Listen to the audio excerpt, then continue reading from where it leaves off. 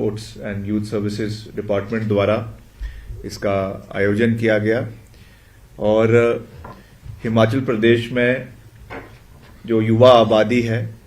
हिमाचल प्रदेश में जो हमारे युवा साथी हैं, उनको किस तरीके से हमने खेलों के लिए प्रोत्साहित करना है, ज़्यादा से ज़्यादा कॉम्पिटिशन्स में वो भाग ले, प्रदेश में इंफ्रास्ट्रक्चर मजबूत हो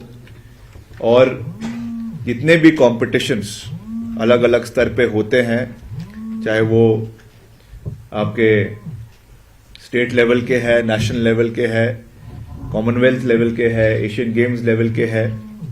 या और भी उसके ऊपर के स्तर के कॉम्पिटिशन्स हैं, उसमें कैसे हिमाचल प्रदेश को अच्छी और बेहतरीन रिप्रेजेंटेशन भी मिले और स्पोर्ट्समैनशिप के लिए हाई क्वालिटी इंफ्रास्ट्रक्चर प्रदेश के अंदर बनाया जा सके, उसके लिए आज ये बैठक का आयोजन यहाँ पे किया। इसमें हमारे डायरेक्टर स्पोर्ट्स राजीव जी और हमारे जो स्टेट ओलंपिक एसोसिएशन है उसके सेक्रेटरी भंडारी जी और सभी हमारे एसोसिएशंस के अध्यक्ष, हमारे जो मुख्यमंत्री जी है प्रदेश के माननीय सुखू जी, उनके जो राजनीतिक सलाहकार है, ये as president of football association हमारे बीच में है और सभी और संघ के भी यहाँ पे अध्यक्ष हिमाचल प्रदेश के यहाँ पर आए हैं। हमने सबको ये खुला न्योता दिया था कि हम एक कंस्ट्रक्टिव और सकारात्मक चर्चा करना चाहते हैं, क्योंकि जब भी हम काफ़ी समय से आप देख रहे हैं, हमने मीडिया में कहा है कि हम एक ग्रामीण ओलंपियाड हिमाचल प्रदेश के अंदर ऑर्गेनाइज करवाना चाहते हैं, रूरल गेम्स को प्रदेश के अंदर बढ़ावा देना चाहते हैं। तो हम तो जहाँ तक जब हम बात कर रहा हूँ तो हमारा जो डिपार्टमेंट है वो केवल फैसिलिटेटर्स है, जो पीछे से समर्थन सरकार दे सकती है, मगर जो जमीन स्तर पे कार्य करना है वो हमारे सभी ऑर्गेनाइजेशंस ने और हमारे जितनी इसके वेरियस एसोसिएशंस है, जो स्टेक होल्डर्स है, उनका इसमें एक्टिव पार्टिसिपेशन चाहिए। तो आज हमने उसके ऊपर सकारात्मक चर्चा, सबसे पहले जो नंबर 1 एजेंडा था कि हमने रूरल ओलंपियाड हिमाचल प्रदेश के अंदर ऑर्गेनाइज करवाना है और जैसा मैंने आपको पहले भी कहा, इसमें हमने अभी तक जो एस्टिमेट लगाया है कि करीबन इसमें 40,000 यूथ प्रदेश के अंदर इसमें पार्टिसिपेट करेगा, करीबन 20,000 मेन एंड 20,000 विमेन। इसका अभी हम एक पूरा खाका बना रहे हैं, जिस पर भी मोटी मोटी चर्चा हमने सभी अपने एसोसिएशन के लोगों से करी है। कौन कौन सी गेम्स को उसमें हमने रखना है, उसके बारे में अभी एक और राउंड ऑफ टॉक्स आने वाले समय में होगा और फिर उसके बारे में हम एक डिटेल्ड आपको जानकारी आने वाले समय में देंगे। मगर इसको हमने टेंटेटिवली जो है वो सितंबर और अक्टूबर के महीने में हिमाचल प्रदेश के अंदर करवाना है। हमारे प्रदेश के माननीय मुख्यमंत्री,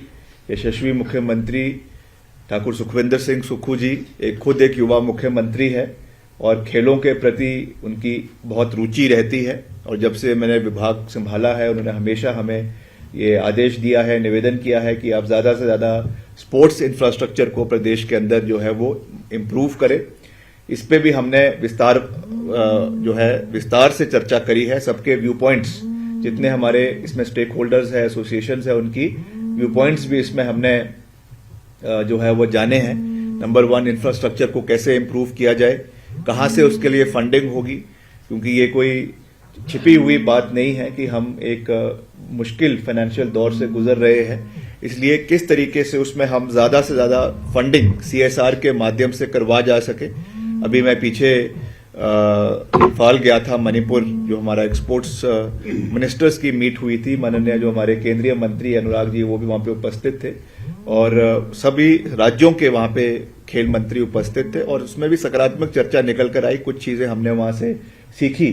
कि कुछ हमारे जो बड़े जो है कॉर्पोरेट हाउसेस है, उन्होंने कई राज्यों में पर्टिकुलर गेम्स को जो है वो अडॉप्ट कर लिया है और उसके माध्यम से उनको फंडिंग करवाकर उनका इंफ्रास्ट्रक्चर, उनके जो स्पोर्ट्स पर्सन्स के लिए जो खर्चा करवाया जाता है वो सारा उनके माध्यम से करवाया जाता है। तो इसके बारे में भी हमने आज यहाँ पे चर्चा करी और सबकी ये सहमति एक निकल कर आई, एक यूनानिमसली सबने ये डिसाइड किया है कि हम भी जो हमारा कॉर्पोरेट फंडिंग है CSR के माध्यम से हम इसके बारे में मुख्यमंत्री जी से भी बात करेंगे और एक इसको इम्प्लीमेंट करा जाएगा कि पर्टिकुलर गेम जो है जितने भी हमारे यहाँ पे, चाहे हमारे सीमेंट के उद्योग खाने हैं, चाहे ऑटोमोबाइल का सेक्टर है, चाहे फार्मास्यूटिकल सेक्टर है, उसका हम एक पूरा खाका बनाएंगे और उसके माध्यम से एक एक गेम जो है एक एक कॉर्पोरेट हाउस को जो है उनसे अडॉप्ट करने का निवेदन करेंगे, ताकि आने वाले समय में प्रोफेशनल तरीके से हम गेम्स को जो है वो ऑर्गेनाइज प्रदेश के अंदर करवा सके। अभी भी हो रहा है, मैं ये नहीं कहूंगा कि पूर्व में कुछ हुआ नहीं है, मगर बहुत हमने तरक्की करी है, बट हमको बहुत आगे अभी आगे जाना है। और ये एक सच्ची बात है, कड़वी बात भी है, but it is a fact कि without financial resources and without infrastructure, without the equipments that are required by various organisations अपने अपने उसमें जो स्पोर्ट्स में उनकी जो आजकल जो इक्विपमेंट्स का कॉस्ट बहुत ज्यादा होती है, जो गवर्नमेंट हर चीज को बेयर नहीं कर सकती है, इसलिए उसके लिए हम एक जो है वो प्लान बनाने का पूरा प्रयास प्रदेश के अंदर कर रहे हैं और उसको हम जल्द जो है इसको हम रोल आउट करेंगे, ताकि एक प्रोफेशनल तरीके से इसको हम प्रदेश के अंदर इम्प्लीमेंट जो है वो हो सके। वैसे ही एक हमने नई स्कीम प्रदेश के अंदर हम शुरू करने का प्रयास कर रहे हैं, एक खेल प्रोजेक्ट अपनों के नाम, जिसमें इंफ्रास्ट्रक्चर को खास करके डेवलप करने के लिए प्रदेश के अलग अलग कोनों में, खास करके ग्रामीण क्षेत्रों में जहां पे आपके इंफ्रास्ट्रक्चर की कमी है, ग्राउंड्स की कमी है, वहां पर जो वहां के कोई रिनाउंड पर्सन्स है, कोई एक्स सर्विसमैन है या कोई ऐसे फैमिली है जो अपने नाम पे या अपने किसी पूर्वज के नाम पे जिन्होंने कोई शहादत दी है या कोई इलाके के कोई रिनाउंड पर्सनैलिटी है, उनके नाम पे अगर किसी ग्राउंड को अडॉप्ट करना चाहते हैं तो उनके साथ we will enter into understanding, और उसका जो cost of developing that arena जो है वो लेंगे और उनके नाम पे उसको हम अलग अलग इलाकों पे रखना चाहेंगे। क्योंकि कई लोगों ने हमको कहा है कि हम मदद करना चाहते हैं, मगर उनको भी कहना कि उसके लिए एक रिकॉग्नाइजेशन चाहिए होती है। इसके लिए हमने एक खेल प्रोजेक्ट अपनों के नाम प्रदेश के अंदर हम शुरू करने का प्रयास कर रहे हैं। वैसे ही एक हमने और कॉर्पस बनाने की यहाँ पे बात आई है, सबने इसके ऊपर भी निवेदन किया है कि एक अलग से जो है स्पोर्ट्स मंत्रालय में स्पोर्ट्स रिलीफ फंड होना चाहिए। आपने देखा अभी कई मीडिया वालों ने हमसे ये मुद्दा भी उठाया कि कई हमारे ऐसे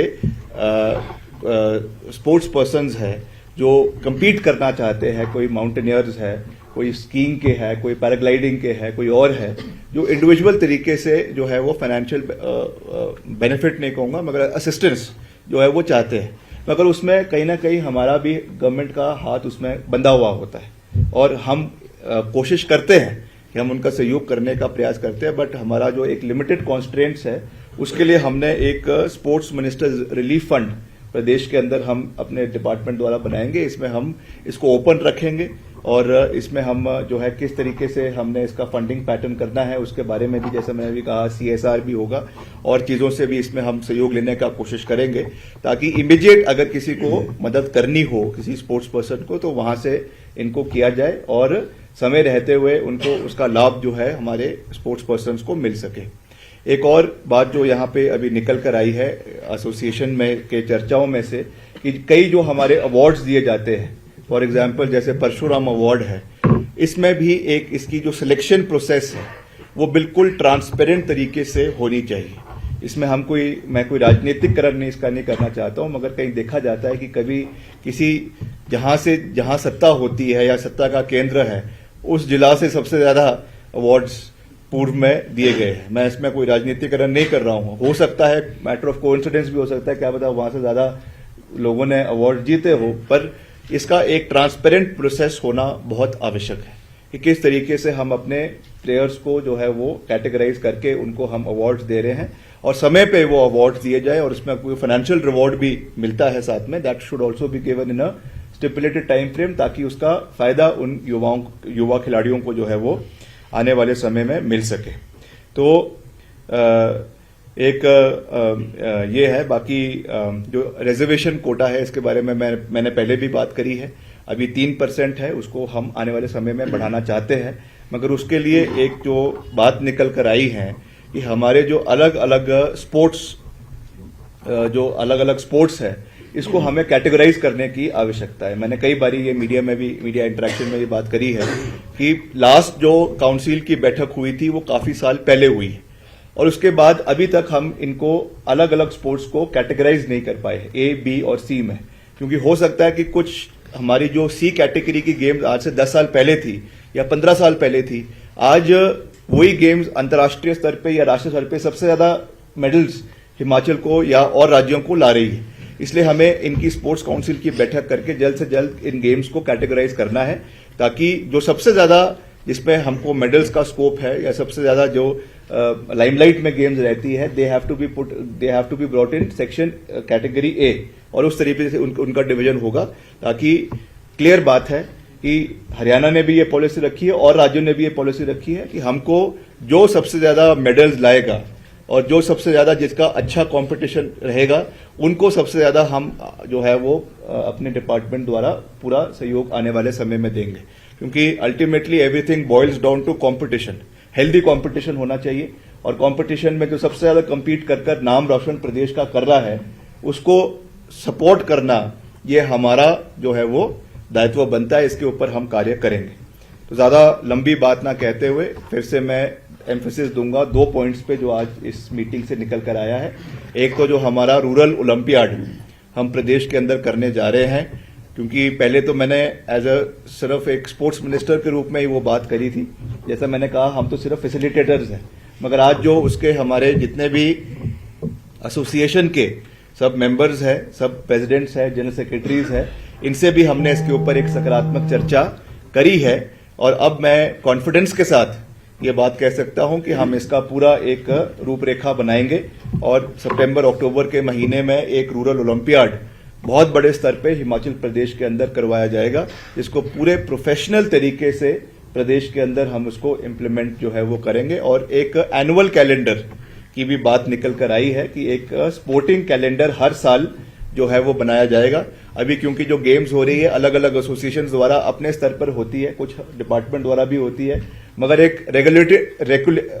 रेगुलेटेड तरीके से वो प्रदेश के अंदर नहीं हो पा रही है। इसलिए एक एनुअल कैलेंडर, स्पोर्टिंग कैलेंडर प्रदेश का बनेगा। सब जितने भी उसमें स्टेक होल्डर्स है, एसोसिएशंस है, वो अपने उसमें वो लेकर आएंगे कि ये हमारा एनुअल ये हमारा जो है प्रोग्राम है, और उसके मुताबिक उसको डिस्ट्रिक्ट वाइज, एरिया वाइज बांट कर अलग अलग गेम्स प्रदेश के अंदर करवाई जाएगी। अंत में,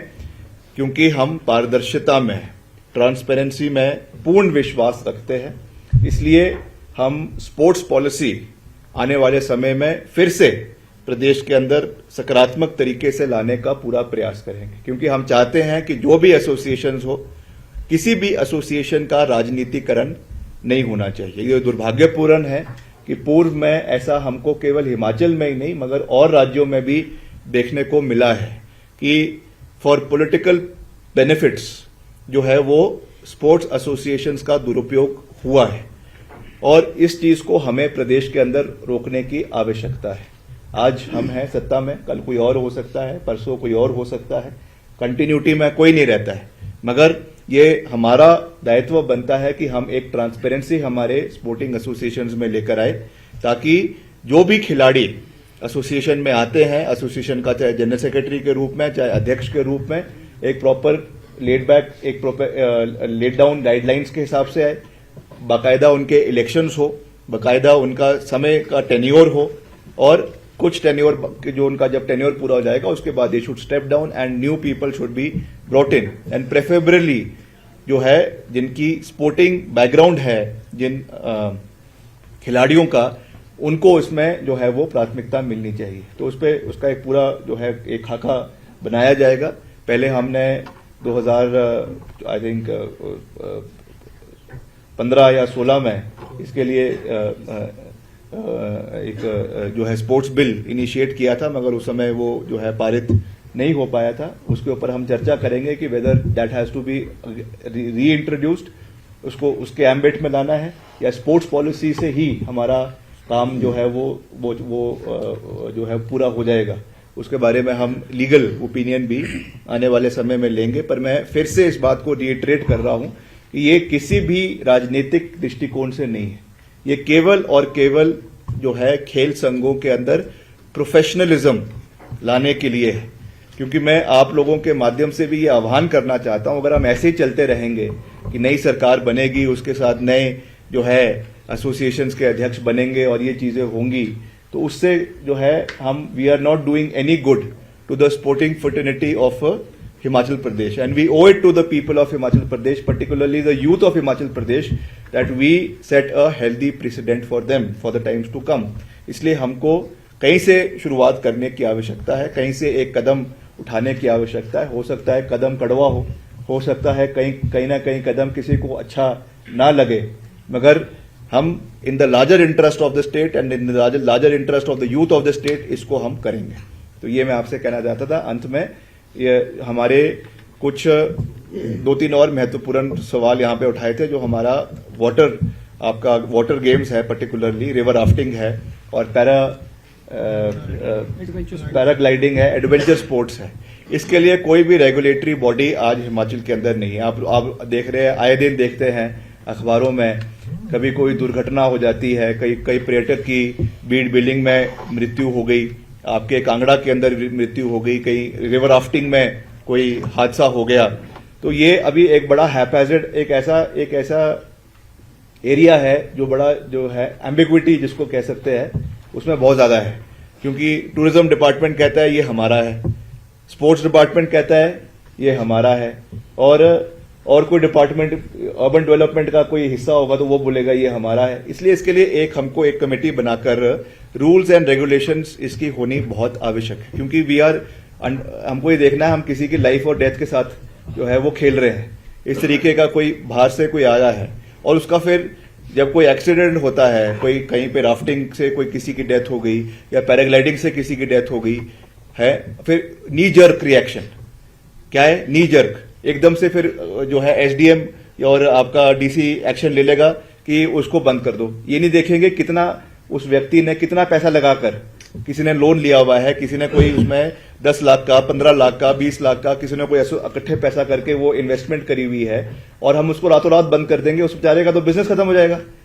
गलती उसकी नहीं है, गलती हमारी है कि हमारे पास कोई रेगुलेटरी अथॉरिटी प्रदेश के अंदर नहीं है. तो ये भी एक बहुत महत्वपूर्ण इशू है. माननीय 2-3 हमारे एसोसिएशन के लोगों ने इसको उठाया है, इसको भी हम उठाएंगे, देखेंगे ये हमारे एम्बिट में आता है या और से जो इसमें और स्टेक होल्डर्स है, टूरिज्म डिपार्टमेंट है, उनसे भी बात करेंगे ताकि इस तरीके की दुर्घटना प्रदेश के अंदर भविष्य में ना हो. क्योंकि इससे एक अच्छा मैसेज संदेश प्रदेश में नहीं आता. सैलानी बाहर से आते हैं घूमने के लिए, गुजरात से आते हैं, यहाँ से आ रहे हैं और यहाँ पे आके उनका एक्सीडेंट हो जाए या उनकी मृत्यु हो जाए तो वो भी अच्छी चीज, प्रदेश की इमेज जो है उससे कहीं ना कहीं खराब हो जाती है. तो उसके बारे में भी हमको ध्यान रखने की आवश्यकता है. तो इन टोटलिटी ये सब इश्यूज है जिसके ऊपर आज हमने सकारात्मक चर्चा करी है और मैं आपको ये विश्वास दिलाना चाहता हूं कि ये मीटिंग केवल औपचारिकता या चर्चाओं तक ही सीमित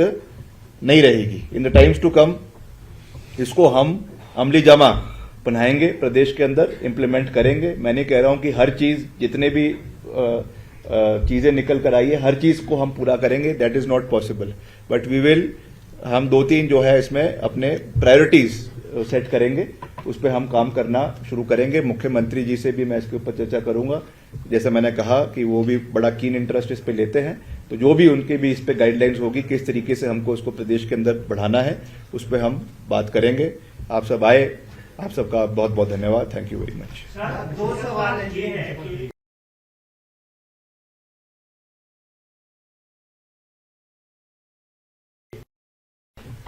देखिए वही तो मैं कह रहा हूं कि अभी इंफ्रास्ट्रक्चर हमारे पास हर्डल्स है, जरूर है, मगर जो एग्जिस्टिंग इंफ्रास्ट्रक्चर है उसको हम मजबूत करेंगे. उसमें हम देखेंगे कि कहां पे वो करवाया जा सकता है, कहां पे नहीं करवाया जा सकता, और इसको हम ब्लॉक लेवल से शुरू करवाकर फिर डिस्ट्रिक्ट लेवल से शुरू करवा के फिर प्रदेश स्तर पे करवाएंगे. और जहां पे नहीं है वहां पे हो सकता है टेम्परेरी इंफ्रास्ट्रक्चर क्रिएट करना पड़े, वो भी करेंगे. हर्डल्स है मगर उसको हमको उससे निकल कर आना है और हमको आगे बढ़ना है. सर 2 सवाल है. पहला आपने कहा कि नहीं, एक सवाल है जो ड्रग मीनेस स्टेट में, और that is number 2 in the country after Punjab. Police ने एक कैंपेन चला रखा है, अलग अलग कैंपेन से. क्या कलेक्टिव कैंपेन आप चलाएंगे ड्रग मीनेस को खत्म करने के लिए? एक दूसरा सवाल है, एक एवरेस्टर हैं जिनको मुख्यमंत्री ने यहाँ से लॉन्च किया था, उन्होंने माउंट अन्नपूर्णा अभी क्लियर किया है और 2 उनकी पाइपलाइन में थी. he was assured financial support but he has to left it in the middle. अगर उसको सपोर्ट नहीं करना था या फंड्स नहीं थे तो उसको फ्लैग ऑफ क्यों किया गया? Because he as he claimed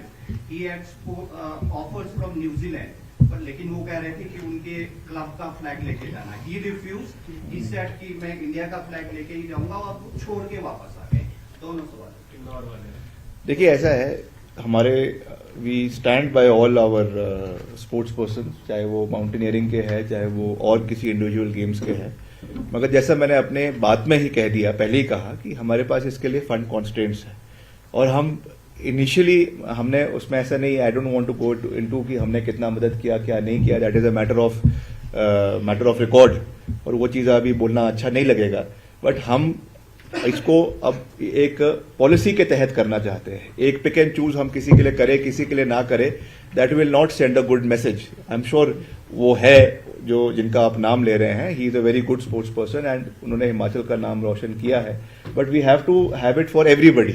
उसके लिए हमको एक सिस्टमैटिक तरीके से काम करने की आवश्यकता है। इसीलिए जो मैंने ये बातें अभी यहाँ पे करी है बड़े डिटेल में, इसीलिए करी है कि आने वाले समय में इन चैलेंजेस को हम फेस कर सके, और किसी को भी जो भी हमारे सरकार के पास एक मदद के हाथ के लिए आता है उसको हम पूरे तरीके से उनकी मदद करने के लिए संपूर्ण हो, इसके लिए हमको प्रयास करने हैं। दूसरा हाँ, ड्रग्स वाला आपने कहा है, तो निश्चित तौर से सब प्रयास करते हैं, पुलिस डिपार्टमेंट अपनी ओर से कर रहा है, और ड्रग एक ऐसा वो है जिसपे एक जॉइंट कोऑर्डिनेटेड एफर्ट सबका होना चाहिए। और जो हम ये करवा रहे हैं, ये रूरल ओलंपियाड करवा रहे हैं, इसका जो हिडन एजेंडा क्या, जो इसका ओपन एजेंडा है वो यही है। अगर आप 40,000 युवा को मोटा मोटा अगर प्रदेश के अंदर मोबिलाइज कर रहे हैं, उनको हम गेम्स की ओर प्रोत्साहित कर रहे हैं, इसीलिए कर रहे हैं कि they should stay away from anti social activities, from drugs, alcohol और any kind of other intoxicants. और खास करके एक जो हम जिसके बारे में हम खुले तरीके से बात नहीं करते हैं, हम शारीरिक कोई प्रॉब्लम है उसके बारे में तो खुले तरीके से बात कर लेते हैं, मगर हम मानसिक जो तनाव बना हुआ है उसके बारे में बात नहीं कर पाते हैं, क्योंकि उसको एक सोशल जो है टैबू के रूप से देखा जाता है। मगर ये आज हकीकत है कि प्रदेश में कोविड काल के बाद कितने युवा जो है कहीं ना कहीं जो है वो डिप्रेशन में चले गए, कईयों की नौकरियां चले गई, कईयों के घर पे हादसे हुए, कईयों ने अपने माता को खोया, पिता को खोया, कई युवा खुद उसमें चले गए। तो उनका भी हमको उनको मेंटली भी स्ट्रांग करना है। फिजिकल इंड्योरेंस ही सब कुछ नहीं होता है। शारीरिक रूप से आप मोटा अच्छा दिख रहे हैं, हेल्दी दिख रहे हैं, मगर दिमाग आपका जो है वो ठीक नहीं है, वो भी जो है इम्बैलेंस हो जाता है। इसलिए mental health is also very important, और इसलिए हम इसमें उसको एम्फेसिस दे रहे हैं कि हमको दोनों तरीके से युवाओं को mentally as well as physically they have to be empowered so that they can take on the challenges that they face in their respective family or area or district or whatsoever. Sir दो सवाल हैं। हो गया, आप काफी हो एक गया। आपने नई खेल नीति की बात की, इसमें मेजर पॉइंट क्या रहेगा? क्योंकि पिछली खेल नीति में आपको विसंगतियां क्या लगी जो अब नई खेल नीति को चेंज करने की जरूरत है? देखिए मैडम, ऐसा है, मैंने यही कहा है कि ट्रांसपेरेंसी बहुत जरूरी है। हम किसी के खिलाफ नहीं, हम सबके साथ है। हम चाहते हैं कि एसोसिएशन अच्छा काम करे, प्रोफेशनल तरीके से काम करे, युवाओं को उसमें आगे आने का मौका मिले। मगर जैसा मैंने कहा कि जो राजनीतिकरण कहीं ना कहीं किसी एसोसिएशंस में होता है वो नहीं होना चाहिए। वो उसको हमने कैसे दूर करना है उसके लिए हम व्यू पॉइंट सबके लेंगे, और फिर उसके बाद इसको हम लीगल वेटिंग के बाद then the government will take a call ki how we have to proceed in it. But the idea behind it is that there should be no politicization of sporting fraternities, and इसका केवल और केवल युवाओं को फायदा मिलना चाहिए। उससे ज्यादा इसका कोई भी इंटेंट और पर्पस प्रदेश में नहीं है। खिलाड़ी कितनी जगह पे होगा ये? हाँ जी, रूरल ओलंपियाड जो है कितनी जगह पे करेंगे? हर ब्लॉक में है, कह तो दिया मैंने, पूरे प्रदेश हर block, all developmental blocks, then after that all districts, and after that all एक स्टेट लेवल पे ये कंपटीशन होगा। सर खेल संघों को भी सवाल उठते हैं, आपने कहा राजनीति, पहले भी इसका एसोसिएशन का राजनीतिकरण हुआ है, कैसे ये क्या मैकेनिज्म होगा ताकि राजनीतिक पृष्ठभूमि से ज्यादा खेल की पृष्ठभूमि में आए लोग एसोसिएशन में आए? देखिए अब हर चीज का उत्तर मैं ही दूंगा तो वो ठीक नहीं है। इसका एक पूरा सिस्टम बना है, वो अपने व्यू पॉइंट्स देंगे, इनकॉर्पोरेट करेंगे। मैंने कहा कि इसमें लीगल हम वो भी लेंगे, ओपिनियन भी लेंगे और हर चीज़ को कंसिडर करते हुए और स्टेट्स के भी देखेंगे किस तरीके से ये किया है। लोधा कमेटी और सुप्रीम कोर्ट ने भी इसमें कई अपनी ऑब्जर्वेशंस दी है, हालांकि वो बीसीसीआई के तर्ज पे दी है, but they are implement for us also, they are sacrosanct for us also. तो उसको हम कैसे इम्प्लीमेंट कर सकते हैं उस चीज़ को हम देखने का है। हाँ, और नेशनल पॉलिसी भी है, उसको भी स्टडी करेंगे। तो हर चीज़ को निकल कर आएगी, क्योंकि जब जैसे मैंने कहा अभी हम गुवाहाटी वहाँ गया था, मैं इम्फाल, वहाँ पे ये चीज़ केवल हिमाचल तक ही सीमित नहीं है, और राज्यों के मंत्रियों ने भी ये इशू उठाया कि उन राज्यों में भी ये प्रॉब्लम्स है, मगर हम तो केवल हिमाचल की बात कर सकते हैं कि हिमाचल में हम इसको कैसे इसकी सफाई करें और इसको साफ रखें। तो ये इसमें मेरा निवेदन है। आप जो कैसे इंश्योर करेंगे कि अभी तक हम जितने खेल संघ देखते हैं उनमें तो सारे प्रभावशाली लोग हैं, और दूसरा सवाल इसमें अगर खिलाड़ी पॉलिटिशियन हुआ तो देखिए मल्टी फैसेटेटेड है। अब फॉर एग्जाम्पल मैं खुद जो है राजनीति से जुड़ा हूँ, विधायक हूँ, मंत्री हूँ, मगर साथ ही साथ मैं खिलाड़ी भी हूँ और स्पोर्ट्स राइफल एसोसिएशन का मैं अध्यक्ष हूँ। इसके लिए हाँ मेडल भी मैंने लिया है। तो इसके लिए क्राइटेरिया तो बनाना पड़ेगा, और इसमें कोई ऐसा कोई वो नहीं होगा कि इसको हम फ्रेम करने की कोशिश करेंगे, मगर ये आपको इसका जो इसके पीछे इंटेंट है, इसके पीछे जो पर्पस है, उस चीज को देखने की आवश्यकता है। एंड प्रोडक्ट कुछ भी हो, मगर किस दृष्टि से, किस सोच के साथ हम इसको लाने की कोशिश कर रहे हैं, उस चीज को हमारे भाव को समझने की आवश्यकता है। और मुझे विश्वास है कि आप समझेंगे और उसको हम देखेंगे फिर कैसे इसको हमने इम्प्लीमेंट करना है। बस हो गया वो है।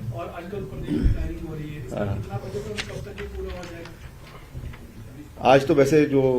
प्रेस कॉन्फ्रेंस है ये खास करके स्पोर्ट्स के मुतलक है, मगर फिर भी आपने सवाल पूछा है तो हमारा इस साल का जो एएमपी है, एनुअल मेंटेनेंस प्लान, इसमें जो टारगेट है 2023-24 का, ये 1490 जो है किलोमीटर का है, और अभी तक हम इसमें से 150 किलोमीटर हमने अचीव कर लिया है। टारिंग जो सड़क को टारिंग वाला है वो 1500 किलोमीटर का हमारा टारगेट था इस साल का, और अभी तक इसमें 100 किलोमीटर हमने अभी तक जो है वो अचीव कर लिया है। 450 करोड़ रुपए फॉर मेटलिंग टायरिंग और 400 करोड़ रुपए जो है वो मेंटेनेंस के लिए बजट में प्रोविजन रखा गया है। अभी तक जो है सड़कों के हाल कई जगहों पे ठीक नहीं थे। मैं लगातार ईएनसी से, चीफ्स एससी से लगातार संपर्क में था। मौसम क्योंकि कई जगहों पे खराब था, मगर अब क्योंकि मौसम जो है वो खुलना शुरू हो गया है, मैं लगातार हर जोन के चीफ इंजीनियर से भी और एससी से खुद वार्तालाप कर रहा हूं, और हर जगह पे अब जो है इसके टेंडर लगने शुरू हो गए हैं, काम शुरू हो गया है। आप देखेंगे शिमला शहर में भी कई जगहों पे जो है मेटलिंग टायरिंग शुरू हो गई है, और इलाकों में भी शुरू हो गई है। जहां पे नहीं हुई है वहां पे हमने सख्त निर्देश दिए हैं, खास करके जो एप्पल ग्रोइंग एरियाज है, जहां से इसका मेन प्रोड्यूस आपका एप्पल का आना है। मैंने ईएनसी से खास रूप से ये निवेदन किया है कि उन रूट्स को आप आइडेंटिफाई करें जहां से एप्पल का मेन आपका जो प्रिक्रूटमेंट का जो रास्ता होगा उसकी मेंटेनेंस पूरी तरीके से करवाई जाए, ताकि हमारे बागवानों को, चाहे सेब है, चाहे प्लम है, चाहे नाशपाती है, जो ऊपर हिमाचल की बात कर रहा हूं मैं, उनको कोई भी दिक्कत जो है वो अभी आपके सीजन के समय में ना आए। Thank you. राष्ट्रीय स्तर पर एक मसला चल रहा है कुश्ती संघ और कुश्ती के खिलाड़ी। हिमाचल प्रदेश में क्या प्रदेश स्तर पर कोई इस तरह की कमेटी बनाई गई है जहां पर खिलाड़ी अपनी शिकायत कर सके? अगर संघ का कोई पदाधिकारी, और अगर कमेटी बनाई है और अगर कमेटी बनी है तो क्या उसका रिव्यू भी हो रहा है? क्या कमेटी के पास कोई शिकायत तो नहीं आई? अभी नई स्पोर्ट्स पॉलिसी बनाएंगे तो उसमें हर चीज को लाएंगे, और ये वैसे भी मैंने उस दिन भी कहा था कि these are very grave allegations of sexual misconduct that have been raised by, कोई ऐसा तो है नहीं कि कुछ चलते फिरते किसी ने किया है। जिन्होंने किया है वो खुद हस्तियां हैं, देश को जिन्होंने रिप्रेजेंट किया है, और इस तरीके का ग्रेव एलिगेशंस के बाद भी वो व्यक्ति उस कुर्सी के ऊपर बैठे हुए हैं, वो उनकी इंटेग्रिटी पे भी एक बहुत बड़ा जो है वो प्रश्न चिन्ह लगाता है। सुप्रीम कोर्ट ने इसमें एफआईआर करने के निर्देश दे दिए हैं, और उसके बावजूद जो है वो सरकार का जो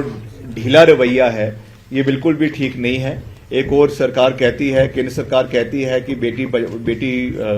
जो है बेटी पढ़ाओ बेटी पढ़ाओ हाँ बचाओ, और इस तरीके से जो है वो लैकलस्टर अप्रोच होना, specially in these kind of grave allegations, जो है ये दिस इज बियॉन्ड पॉलिटिक्स भी मैं कहूंगा कि इसकी जितनी कड़ी शब्दों में निंदा करी जाए वो कम है। Thank you.